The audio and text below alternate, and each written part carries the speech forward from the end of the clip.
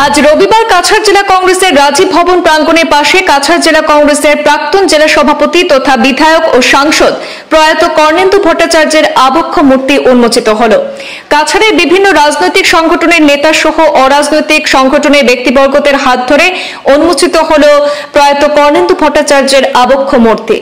আপনারা আস্তে আস্তে দেন, সুন্দরভাবে সারিবদ্ধভাবে দেন। ঠিক আছে নি যাও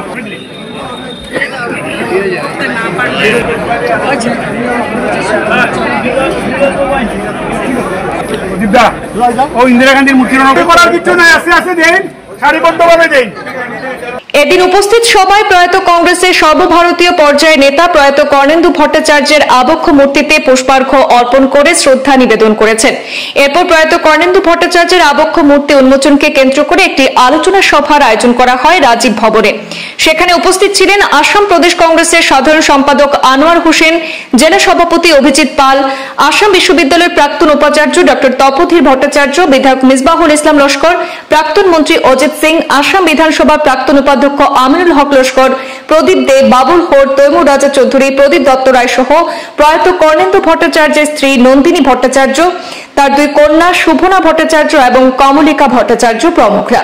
এদিন মঞ্চে উপবিষ্ট সবাই প্রয়াত কর্ণেন্দু ভট্টাচার্যের পরিবারের পক্ষ থেকে গলায় উত্তরীয় পরিয়ে সম্মান জানান।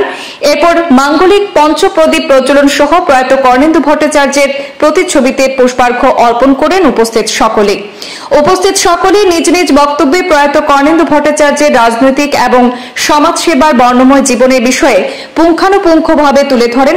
সবাই তার সমাজের সর্বস্তরে উন্নয়নমুখী এবং অতর্কিত ব্যক্তিত্বের কথাও তুলে ধরেন।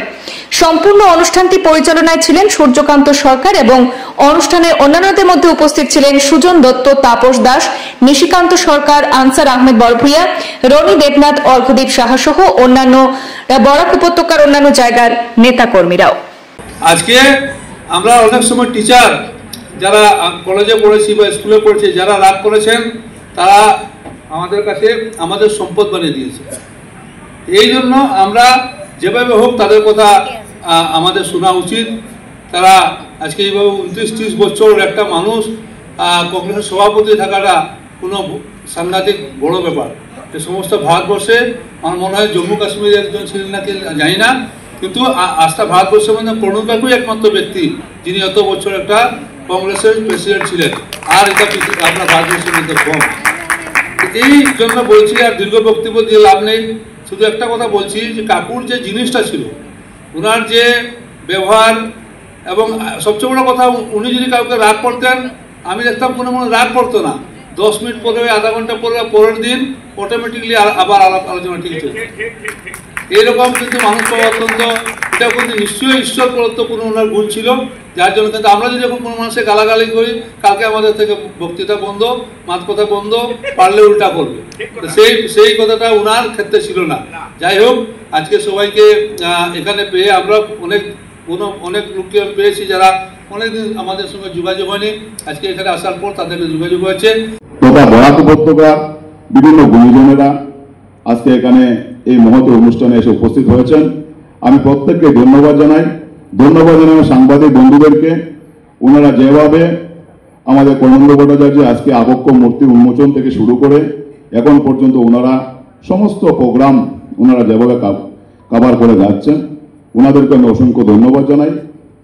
আজকে সত্যি এটা সৌভাগ্য, আমার জন্য বিশেষ করে সৌভাগ্যের দিন যে কর্ণেন্দু ভট্টাচার্যের মতো একজন, যিনি বলতে গেলে একজন অভিসংবিধান নেতা, যিনি একজন শত্রুহীন নেতা ছিলেন, যিনি সমগ্র বরাক উপত্যকা তথা উত্তর পূর্বাঞ্চলে একজন বলিষ্ঠ কণ্ঠ ছিলেন, এবং যিনি বিগত 3 দশক ধরে শিলচর জেলা কংগ্রেসের সভাপতি হিসাবে ছিলেন। উনি 1984 ইংরেজিতে শিলচর জেলা কংগ্রেস সভাপতি হিসাবে দায়িত্ব নিয়েছিলেন। এক নাগারে উনি 27 বছর উনি যথেষ্ট নেতৃত্ব দিয়ে গেছেন শিলচর জেলা কংগ্রেসকে এবং এগিয়ে নিয়ে গিয়েছিলেন। তারপর আবার উনি 2015 ইংরেজিতে আবার উনি সভাপতি দায়িত্ব নিয়েছিলেন। তখনকার সময় আরো 2 বছর উনি ওনার দায়িত্ব চালিয়ে গেছেন, এবং আমার সৌভাগ্য ওনার শেষ যখন সময় উনি সভাপতি ছিলেন, সেই সময় ওনার কাছে থেকে আমি কাজ করার সুযোগ পেয়েছিলাম।